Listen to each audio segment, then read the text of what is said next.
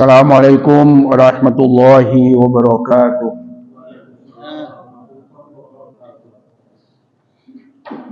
Alhamdulillahi rabbil alamin.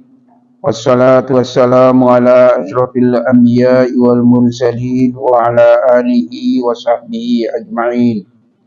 Asyhadu an la ilaha illallah wa asyhadu anna Muhammadar Rasulullah. Ittaqullaha haqqa tuqatih wa la tamutunna illa wa antum muslimun. Ma'asyiral muslimin, Bapak Ibu hadirin yang saya hormati. Alhamdulillah pagi ini selesai salat subuh berjemaah. Kita lanjutkan zikir kita, merenungkan makna dari beberapa ayat dari Al-Quranul Karim dalam rangka pelajaran tafsir pagi ini.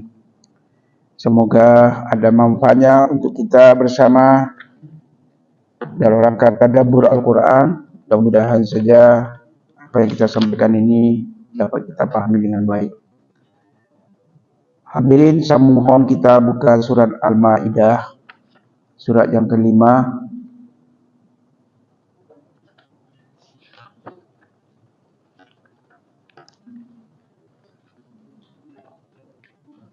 Al-Maidah surat yang kelima ayat 82.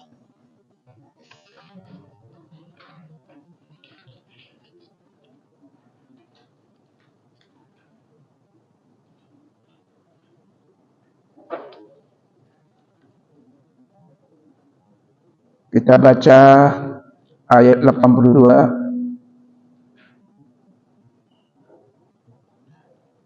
sampai 86.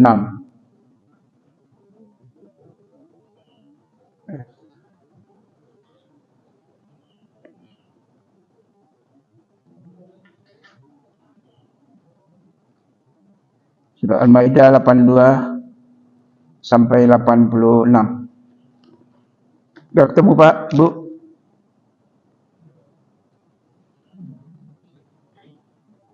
Mari kita baca 82 sampai 86.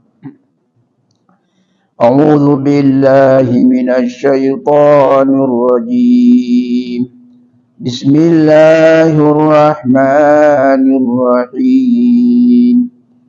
لتجدن أشد الناس عداوة للذين آمنوا اليهود والذين أشركوا ولتجدن أقربهم مودة للذين آمنوا الذين قالوا إنا نصارى ذلك بأن منهم قسيسين ورهبانا وأنهم لا يستكبرون وإذا سمعوا ما أنزل إلى الرسول ترى أعينهم تفيض من الدمع مما عرفوا من الحق يقولون ربنا آمنا فاكتبنا مع الشاهدين وما لنا لا نؤمن بالله وما جاءنا من الحق ونطمع أن يدخلنا ربنا مع القوم الصالحين فأثابهم الله بما قالوا جنات تجري من تحتها الأنهار خالدين فيها وذلك جزاء المحسنين والذين كفروا وكذبوا بآياتنا أولئك أصحاب الجحيم. صدق الله العظيم.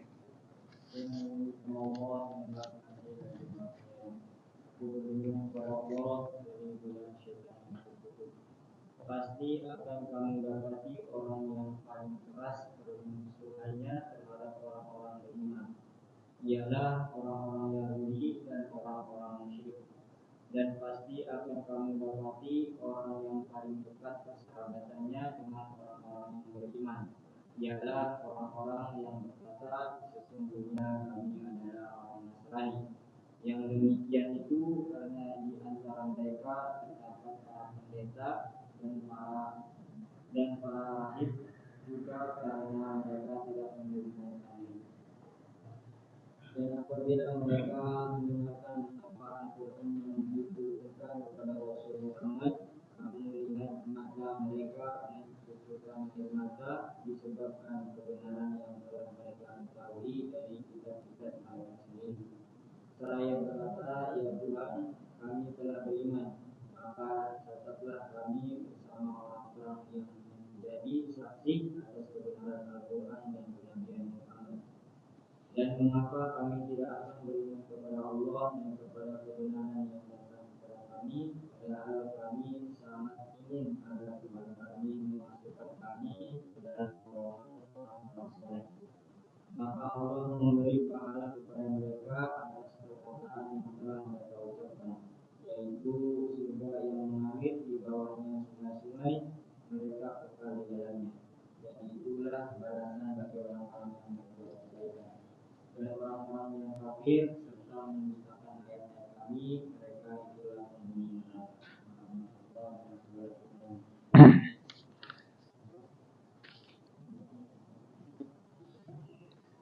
Hadirin, kalau ayat ini tidak kita baca dalam satu kelompok, itu nanti bisa kita salah mengambil kesimpulan. Saya menjelaskan sedikit mengapa terkadang-kadang ayat yang kita bahas itu pendek, tapi ada juga yang harus panjang. Sebab kalau andai kata diambil setengahnya, kita mengambil ibarat kalimat itu baru komanya gitu. Demikian pula di sini, meskipun juz 5, juz wa idza sami'u itu kelihatannya terpisah dengan dua ayat sebelumnya, tapi kalau andai kata kita ngambilnya dari wa idza sami'u ma unzila, maka kita tidak mendapatkan sebuah pemahaman yang utuh. Karena itu kita harus membacanya mulai dari ayat 82. Mengapa lagi demikian? Karena ini persoalan adalah sebuah hal yang penting terkait dengan hubungan antar umat beragama. Dalam konteks ini Allah Subhanahu wa taala sebutkan hubungan keakraban atau hubungan saling membenci antara Islam dengan Yahudi dan Nasara. Kalau terjemahnya tadi sudah kita baca bersama bahwa kesimpulan umum yang kita ambil adalah engkau ya Muhammad pasti mendapatkan yang paling benci, yang paling keras permusuhannya terhadap engkau itu adalah Yahudi. Yang paling dekat dengan engkau dari sekian umat beragama di luar Muslim adalah Nasara. Nah, kalau sampai di situ saja, wala tajidanna aqrabahum mawaddatan lil ladina amanu ladina qalu inna nasara. Kita tidak baca misalnya 82 terus lagi, oh pantas dong yang kemarin itu. Yang di mana namanya? Yang di Istiqlal kemarin itu.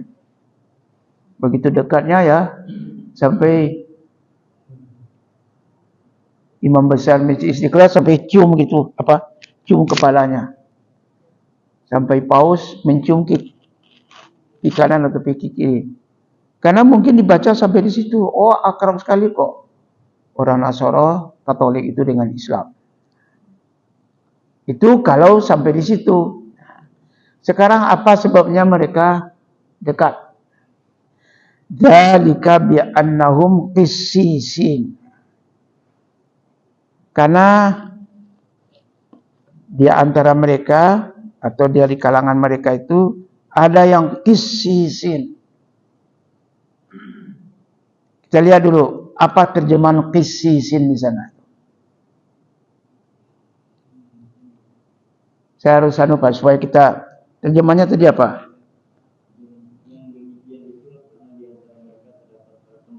Nah, di situ diterjemahkan kata-kata di antara mereka itu ada yang memang dari kalangan pendeta. Pendeta itu orang yang mengerti dengan agamanya. Al-alimu biddin wal kutub, mereka yang ngerti agama dan kitab suci, itu disebut namanya qis. Qis itu kisis. Kisis itu artinya mereka yang dianggap mengerti dengan kitab suci. Apakah mulai dari pusatnya, dari paus sana sampai ke bawah, sampai kepada paroki yang kecil-kecil itu disebut namanya. Dan kata-kata ini juga yang kemudian sama artinya dengan uskuf.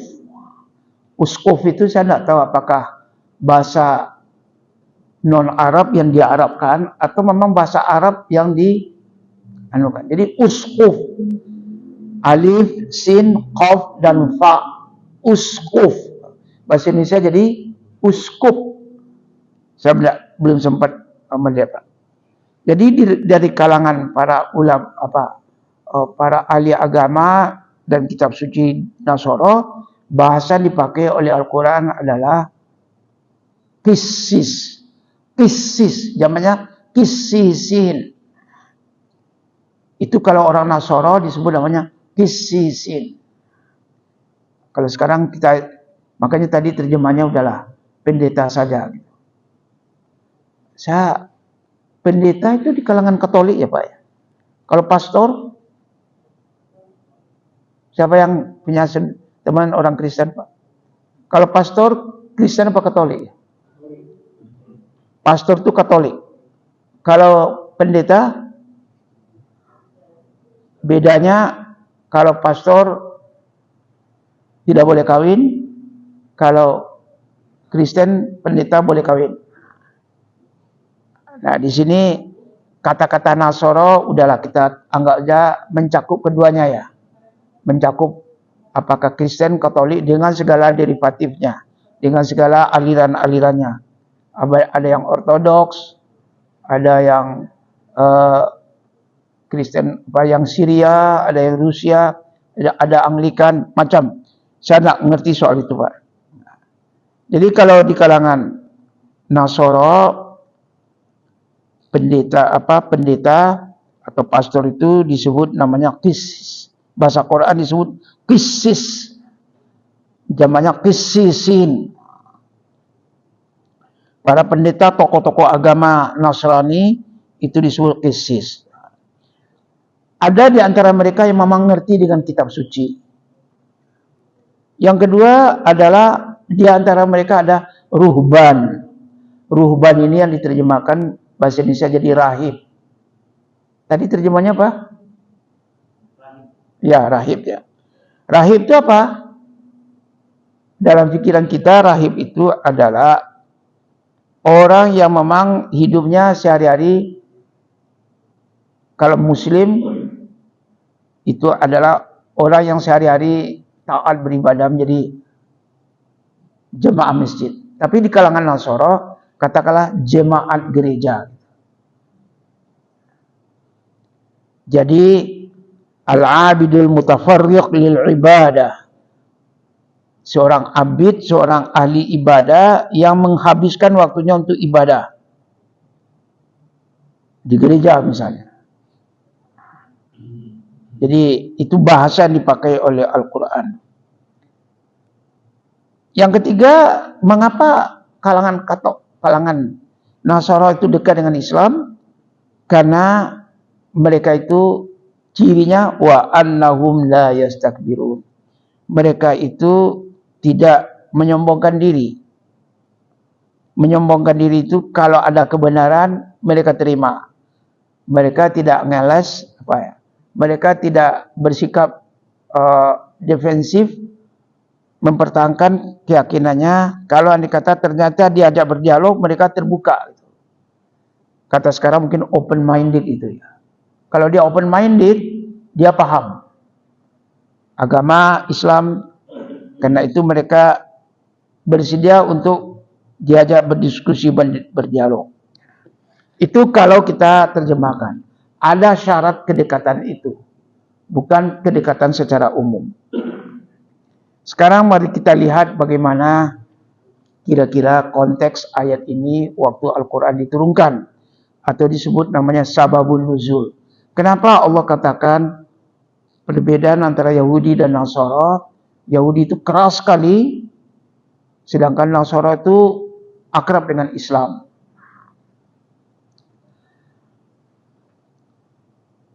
Ibnu Abi Hatim meriwayatkan dari sanadnya dari Urwah bin Zubair. Urwah ini sahabat Nabi. Kata Urwah, ya, Rasulullah Shallallahu Alaihi Wasallam, mari kita selalu berselawat ya kalau nama Nabi disebut. Rasulullah mengutus seorang sahabat, beliau bernama Amru ibnu Umayyah ad-Damari atau Dumari atau Damari. Amru ibnu Umayyah ini diutus oleh Nabi Shallallahu Alaihi Wasallam dengan membawa sebuah surat, sepucuk surat kepada orang Najasyi. Najasyi itu orang Ethiopia, ya, Negus. Jadi dari Mekah itu Amru harus melakukan safari panjang. Perjalanan di masa itu kita bisa bayangkan, belum ada kendaraan seperti sekarang, itu ke Afrika, jauh ya. Dia membawa sepucuk surat. Negus atau Najasyi menerima surat itu. Faqara'a kitab Rasulullah sallallahu alaihi wasallam. Surat yang dihantarkan oleh Amru bin Umayyah ini berasal dari Rasulullah, itu sesuai dengan etika hubungan, bahasa sekarang, etika hubungan internasional, hubungan antar negara pada waktu itu sangatlah menjadi sebuah standar operasionalnya kalau tamu diterima. Dubes kalau kan diterima dengan baik. Nah, Amru katakanlah sebagai dubes, sebagai utusan Nabi, diterima dengan baik. Lalu Negus membaca. Negus ini tokoh orang Nasara yang ada di sana itu, di Ethiopia itu. Maka kemudian surat itu diterima. Kebetulan di Ethiopia itu, di Habsya itu sudah ada orang Islam, yaitu Ja'far bin Abi Thalib dan lain-lain. Ja'far ini hijrah pertama ke Ethiopia karena keras sekali perlakuan orang Quraisy terhadap umat Islam, maka serombongan kecil berangkat diam-diam menuju ke Ethiopia atau ke Habsya. Artinya inilah hijrah pertama yang dilakukan oleh Muslim atas izin dari Nabi. Ja'far ini adalah Ja'far bin Abi Thalib ini adalah anak paman Nabi. Jadi kakak dari Ali bin Abi Thalib. Ali dan Ja'far ini bersaudara kandung. Nah, karena di sana sudah ada orang Islam, maka untuk membaca surat itu, Negus ini mengajak Ja'far, ayo temani saya, ini apa maksud surat ini kira-kira begitu. Karena dia orang Kristen, tentu tidak ngerti dia apa yang disampaikan Nabi itu. Jadi, dan demikian pula, Ja'far disuruh membacakan surat itu, faqara'a alaihim surat Maryam. Isi dari surat tadi itu ternyata mengutip beberapa ayat dari surat Maryam. Famanu bil Quran. Nah, ini. Begitu dibuka surat tadi itu, orang Negus tadi itu, karena tadi dia bersifat terbuka kan ya. Mereka wa annahum la yastakbirun, mereka tidak menyombongkan diri, jadi dia open minded. Begitu dibaca surat Maryam, wah, terasa ini benar, ini isinya ini. Fa amanu bil Quran, mereka yang mendengarkan isi surat Maryam tadi beriman kepada Allah. Wa fadat a'yunuhum, berlinang air matanya. Maka karena itulah Allah Subhanahu wa taala menurunkan ayat wala tajidanna aqrahum mawaddatan. Jadi dengan melihat bunyi atau cerita tentang asbabun nuzul tadi itu kelihatan sekali bahwa orang-orang yang disebutkan tadi dekat dengan Islam tadi itu ternyata kemudian mereka masuk Islam. Jadi kalau mereka tidak sombong, mereka mau terbuka pikirannya untuk berdialog, kemudian dia adalah calon-calon mu'alaf, nah itu yang disebut tadi.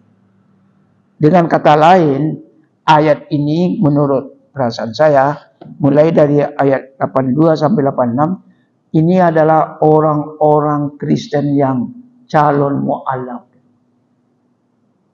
Kalau itu ya, banyak orang Kristen yang dekat dengan orang Islam, mau diajak berdiskusi, banyak berdialog, begitu mendengarkan suara azan bergetar hatinya, begitu mendengar cerita-cerita tentang keislaman, tentang orang Islam, begitu akrab membagikan zakat, tergetar hatinya, iya.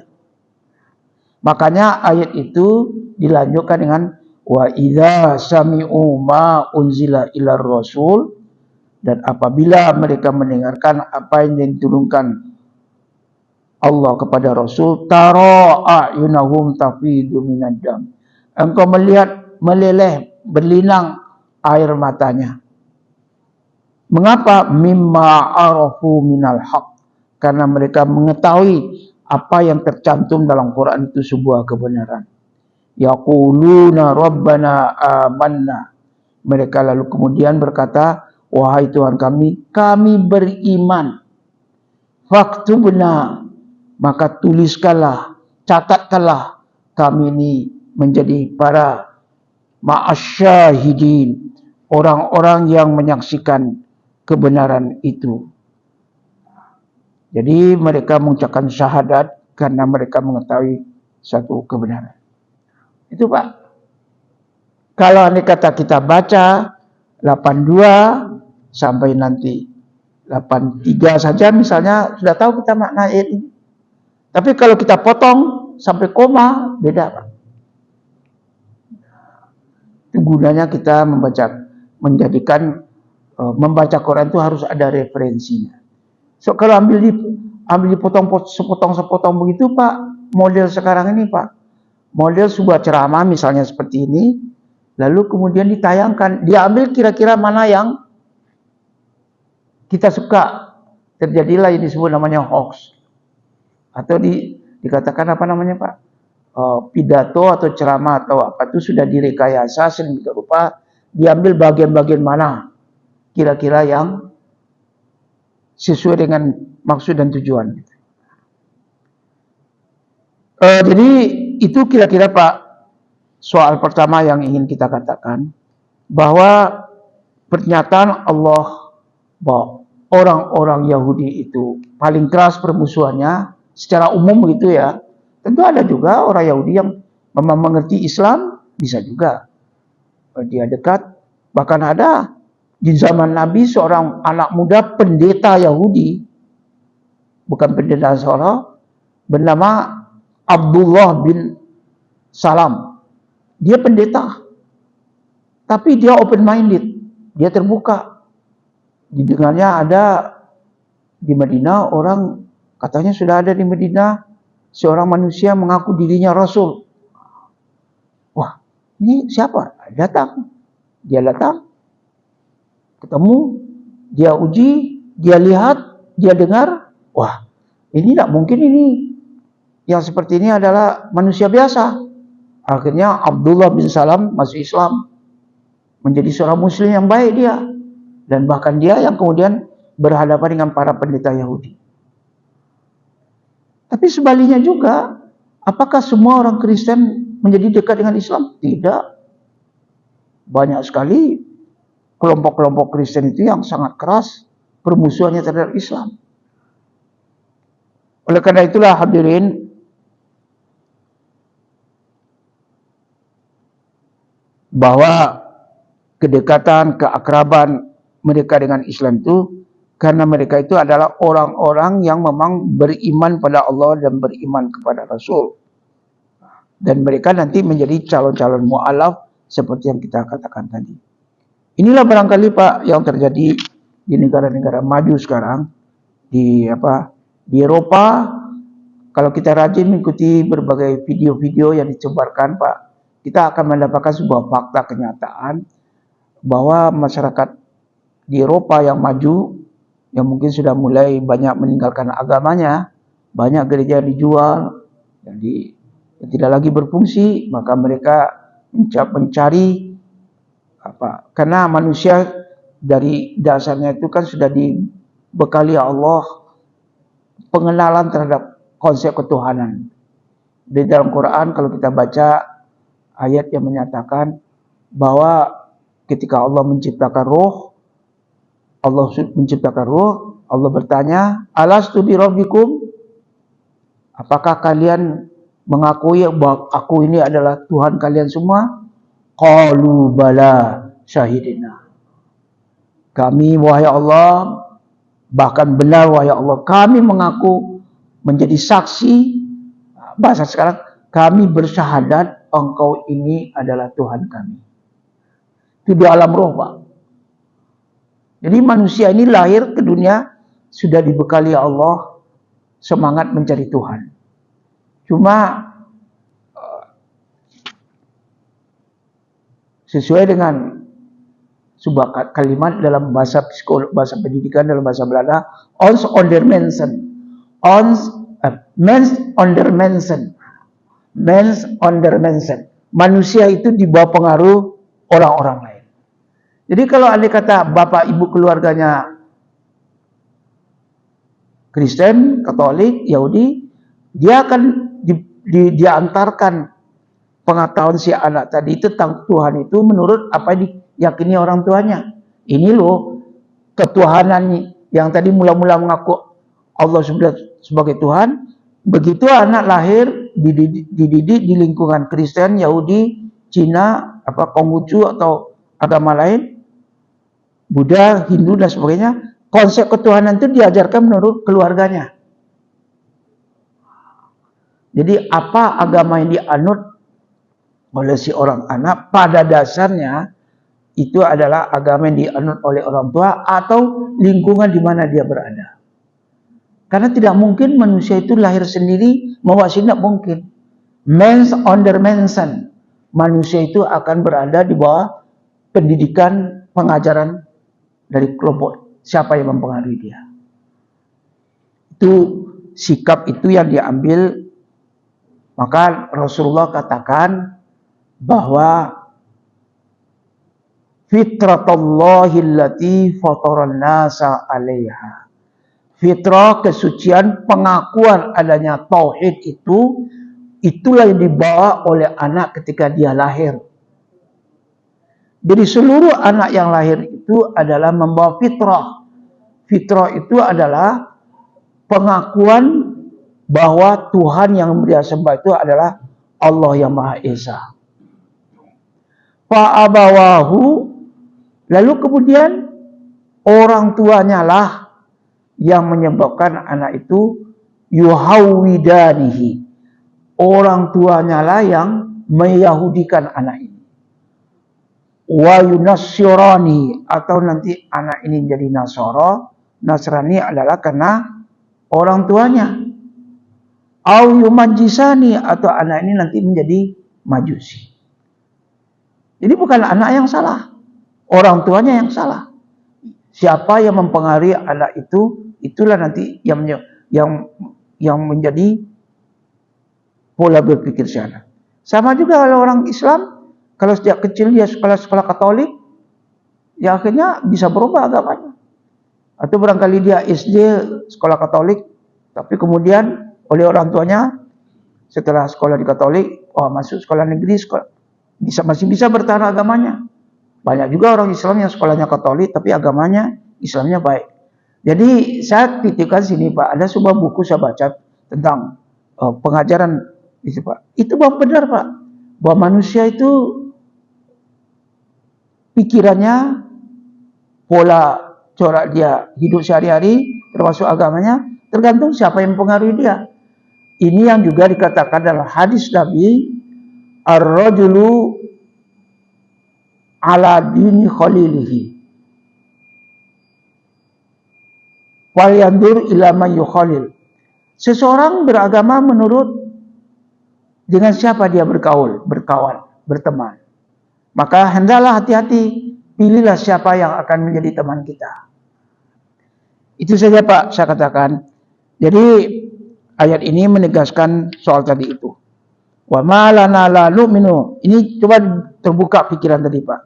Mengapa kami tidak akan beriman dengan Allah dan apa yang didatangkan kepada kami? Wa ma ja'ana minal haq. Dan apa-apa kebenaran yang sudah kami terima.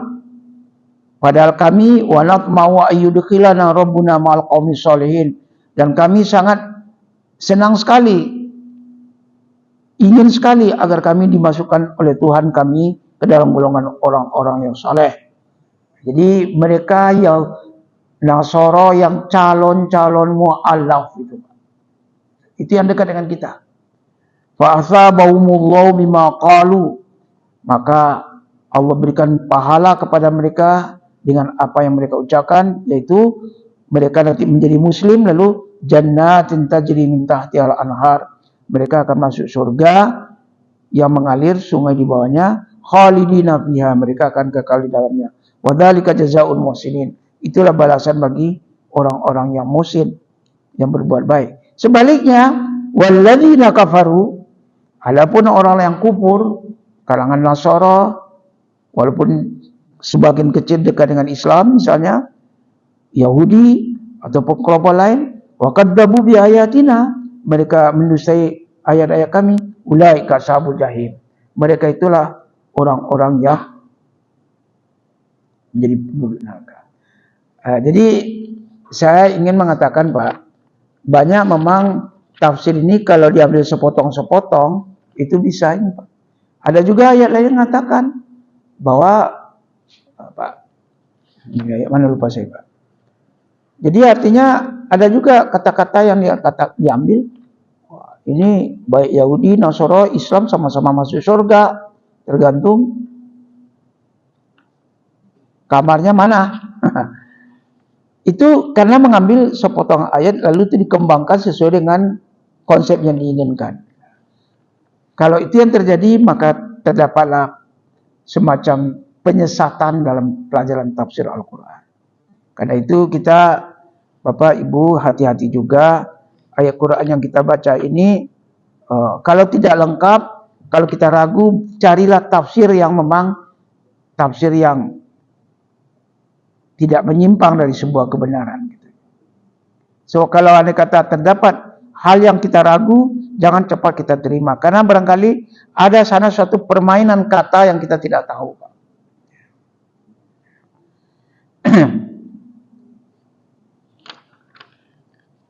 Saya kira secara umum itu makna ayat yang dapat kita kutip Pak. Pelajaran yang kita ambil dari ayat ini adalah tergantung kepada persepsi kita yang sudah saya sampaikan tadi secara umum, tapi nanti kita bisa mengembangkan dalam bentuk pemahaman lain ya. Ini tafsirnya dalam tafsir Al-Munir panjang sekali ya. Saya tentu tidak mungkin mengutip satu persatu karena waktu kita pendek ya. Yang ingin kita ambil satu atau dua alinea dari pelajaran ini. Apa makna ayat ini bagi kita? Dr. Wahbah Zuhaili mengatakan inilah ayat yang merupakan bahagian dari prinsip-prinsip agama Islam. Min usulil islami da'iyah ila tawassut wal i'tidal. Jadi prinsip umum berdakwah, ajaran Islam yang kita sampaikan kepada siapapun juga termasuk pada saudara-saudara kita yang non-muslim adalah ajaran yang tawassut wal i'tidal. Tawassut itu ajaran yang sederhana. Jangan yang ruwet, jangan yang bikin orang tuh susah untuk memahami. Itu yang disebut, itu sudah diadopsi dalam konsep dakwah Majelis Ulama Indonesia oleh Islam, oleh Muhammadiyah, oleh NU, itu semua sudah diambil secara umum. Konsepnya itu wasatiyatul Islam, menyampaikan Islam sederhana. Konsep-konsep Islam yang simplified, yang sederhana, yang orang bisa dapat menangkapnya. Ya. Bayangkan Pak, andaikan kita orang Katolik Pak ya, betapa susahnya memahami Trinitas itu. Itu tidak mungkin, susah sekali. Konsep Trinity, Islam itu Isa itu Tuhan, tapi Tuhan itu lalu disalib. Mereka katakan Islam itu Esa, tapi Esa itu ada 3. Itu susah itu. Nah, Islam maju dengan konsep sederhana, wasatiyatul Islam. Dan yang kedua apa? I'tidal, berimbang. Kita ajaran agama itu jangan hanya membicarakan satu sisi itu terus gitu. Sehingga akhirnya ada kesan soal Islam itu cuma soal ibadah saja. Kita lupa muamalah, kita lupa ekonomi, kita lupa tentang kemajuan yang harus dicapai oleh umat sehingga dia sejahtera, kita lupa. Kalau kita bersifat tidak berimbang, itu nanti repot kita. Ajaran Islam tidak komprehensi kita sampaikan. Lalu apalagi prinsip yang diambil ayat ini? Wal akhdhu bil yusri was samah. Hendaklah kita mengajarkan, menyampaikan ajaran Islam dengan mengambil hal-hal yang mudah orang melaksanakan. Mengambil yang samahah, yang ada unsur toleransinya. Gitu. Jangan Islam berangkat dengan konsep memaki, mencaci maki, itu tidak boleh. Islam melarang kita dalam berdakwah mencaci maki agama lain. Tidak boleh. La tasubbul ladzina yad'una min dunillahi adwan bighairi fayasubbullaha adwan bighairi ilmi. Jangan kamu caci maki orang yang menyembah selain dari Allah. Kalau kalian berdakwah itu dengan cara mencaci maki, mereka nanti akan balik menyerang Allah, balik mencaci maki Allah dengan aduan, sikap permusuhan, kebencian, tidak suka dan sebagainya, tanpa ada ilmu pengetahuan yang benar. Lalu juga, ini wal bu'du anitanattu fid din. Jangan kalian mengajarkan Islam itu dengan konsep, saya kurang dapat menerjemahkan tanattu ini Pak, tapi kira-kira konsep konservatisme. Konsep kita itu sangat konservatif, kita sini tidak ngerti lalu kita ngotot. Karena nanti cara kita menjelaskan Islam adalah dalam Quran katakan pada akhir dari surah An-Nahl, ud'u ila sabili rabbika bil hikmati wal mau'izatil hasanah wajadilhum billati hiya ahsan. Ajaklah manusia kepada agama Allah itu dengan hikmah. Hikmah itu pengetahuan yang bersumber dari Quran dan Sunnah. Hikmah itu dengan kebijakan, kebijaksanaan, kearifan. Wal mau'izah, dengan pengajaran yang baik. Tunjukkan dulu dari perilakumu kebaikan ajaran Islam itu. Dan kalau kalian memang mau berdebat, bersiap berdebat, siapkanlah diri debat itu dengan pola berpikir yang benar. Dengan billati hiya ahsan, dengan cara-cara yang baik. Jangan cara menyerang, jangan cara caci maki, itu tidak benar itu Pak. Walaupun benar, walaupun yang Anda sampaikan sebuah kebenaran, tapi kalau caranya dengan mencaci maki, itu bukan yang dituntut atau yang ditentukan oleh agama Islam. Ya. Wa anil akhdi bimisaqil a'mal al-mubayyinah lin-nafsil basyariyah. Cobalah berdakwah itu dengan apa namanya ya? Berdakwah itu dengan cara mengurangi beban orang. Berdakwah itu dengan hal yang dibutuhkan oleh jiwa manusia. Orang yang sedang gersang rohaninya, yang memerlukan bengkel rohani dan sebagainya, itu jangan dakwah dengan yang kasar, dengan yang berat, karena itu akan nanti bisa menimbulkan persoalan karena orang tidak mengerti. Wa mura'atu mutatallibatil hayat. Hendaklah dakwah dengan memikirkan dengan apa sebenarnya mutatallibul hayat. Kebutuhan pokok manusia itu apa? Basic needs-nya itu manusia itu apa? Kalau dia sedang berada dalam kelompok kemiskinan, kelompok rentan ekonomi, orang yang sedang mengalami krisis pangan. Jangan kalian berdakwah tentang masalah-masalah yang mereka tidak paham. Oh, kebutuhannya beras kok. Kebutuhannya adalah makan minum. Nah, itu. Jadi dakwah itu adalah mutatallibatul hayat. Dakwah itu adalah dakwah yang fitrah as-salimah. Dakwah yang menyalurkan kembali, meluruskan kembali fitrah manusia yang ingin mengenal Tuhannya. Kan itu Pak ya. Jadi dakwah yang disertai dengan bagaimana kita dapat menerangkan Islam dengan yang sesuai dengan fitrah manusia. Saya kira begitu Pak. Ada yang mungkin ingin menyampaikan sesuatu? Ya. Ya. Misalnya tadi Pak ya, dakwah yang tidak berimbang di kalangan Katolik. Mereka pastornya, apa tadi yang tidak boleh kawin? Pastor ya. Pendeta boleh Pak ya. Karena kan pastor tidak boleh kawin. Tidak boleh kawin itu kan sama artinya membunuh salah satu kebutuhan pokok manusia. Itu Pak, itu yang Islam tidak bisa. Maka namu siran li ayyangkiha falam yangki falaisa minni. Ya. Rasulullah mengatakan misalnya barang siapa yang sudah punya kemampuan untuk kawin lalu dia tidak mau kawin, itu bukan kelompok saya kata Nabi. Jadi membunuh hawa nafsu itu tidak boleh dalam Islam. Itu yang dikatakan tadi dakwah yang sesuai dengan mutatallibatul hayat. Dakwah yang mematikan usaha-usaha ekonomi, udahlah kita ibadah sajalah di masjid. Tidak usahlah kita kerja di luar. Hanya mengutamakan akhirat saja, itu bukan dakwah yang i'tidal. Bukan tawassut wal i'tidal itu. Kajian ini bisa panjang sekali Pak. Catatan tafsir dari ayat ini dalam buah Bazuali panjang sekali. Saya hanya ngambil mencuplik bagian-bagian saja gitu ya.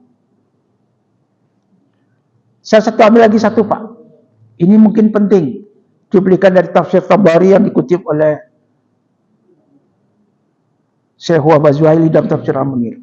La yajuzu li ahadin minal muslim tahrimu syai'in mimma ahallallahu li'ibadihi al-mu'minin ala nafsi min thayyibatil mata'im wal malabis wal manakih idza khafa ala nafsi bi ihlali dzalik. Dan selanjutnya, tidak boleh seseorang dari kalangan muslim mengharamkan sesuatu yang dihalalkan Allah. Ya. Yang dihalalkan Allah bagi para hambanya yang mukmin, yang dihalalkan Allah bagi dirinya. Min thayyibatil mata'im, makanan-makanan yang mengandung yang thayyibat, makanan yang baik, yang bergizi, yang tidak mengandung bahaya, tentu saja yang thayyibat, yang halal. Begitu juga pakaian. Pakailah pakaian-pakaian yang baik, yang kalian senang sesuai dengan, karena ada saya ulang kembali Pak, manusia itu kan dianugerahi Allah 3 ya. Akal, rasa, hati. Akal ini untuk memikirkan bagaimana kita bisa berkembang. Rasa inilah, keindahan itu kan adalah rasa. Kalau rasa itu bisa berbeda antara satu dengan lain. Jangankan satu bangsa dengan bangsa lain, antara kita saja rasa itu bisa berbeda-beda. Rasa masih bisa juga individu. Nah lalu hati, qalb, nurani, inilah sumber dari sebuah kebenaran yang kalau kita anukan, kebenaran itu datang dari Allah dan itu sasarannya hati yang kemudian memerintahkan akal. Mengapa kita sebutkan 3 Pak? Kalau dikata kita itu mematikan rasa, nah itu bertentangan dengan agama Islam. Itulah sebabnya tadi tafsir Tabari mengatakan haram hukumnya kita tidak boleh kita mengharamkan apa yang dihalalkan Allah. Itu Pak. Makanya dalam Quran misalnya Pak, ambillah perhiasan-perhiasanmu ketika kamu hendak menuju ke masjid. Ya. Jadi ambillah perhiasan kalian untuk kalau kalian pergi ke masjid. Ambillah yang terbaik dari pakaian kalian kalau kalian tidak pergi ke masjid.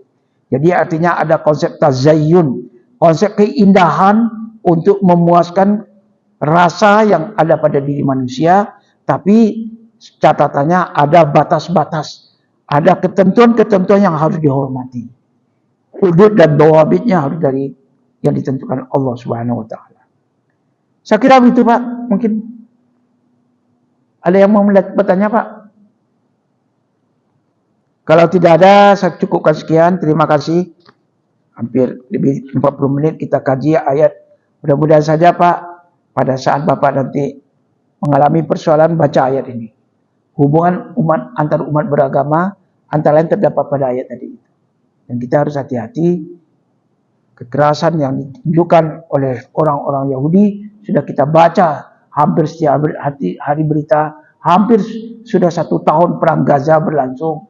Kekerasan demi kekerasan ditunjukkan orang Yahudi sudah kita lihat. Termasuk ini yang baru, Pak. 2 menit lagi, Pak. Yahudi itu menyerahkan jenazah prajurit Gaza atau orang Gaza yang mereka bunuh, serahkan pada orang Islam.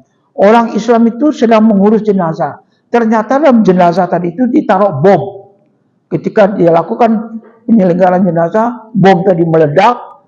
Tidak hanya jenazah yang hancur berkeping-keping, tapi orang di sekitarnya terkena bom. Itu kalau Yahudi yang sudah benar-benar lebih jahat lagi dari binatang, itulah yang disebutkan ternyata yang kita lihat sekarang. Demikian, Pak, terima kasih. Mohon maaf jika benar yang saya sampaikan ini dari Allah Rasul dan Rasul. Mudah-mudahan saya mendapatkan manfaat. Kita bersama mendapatkan manfaat. Kalau salah, saya minta ampun pada Allah, minta maaf kepada kita semua. Terima kasih. Wabillahi hidayah wa taufik. Wassalamualaikum warahmatullahi wabarakatuh.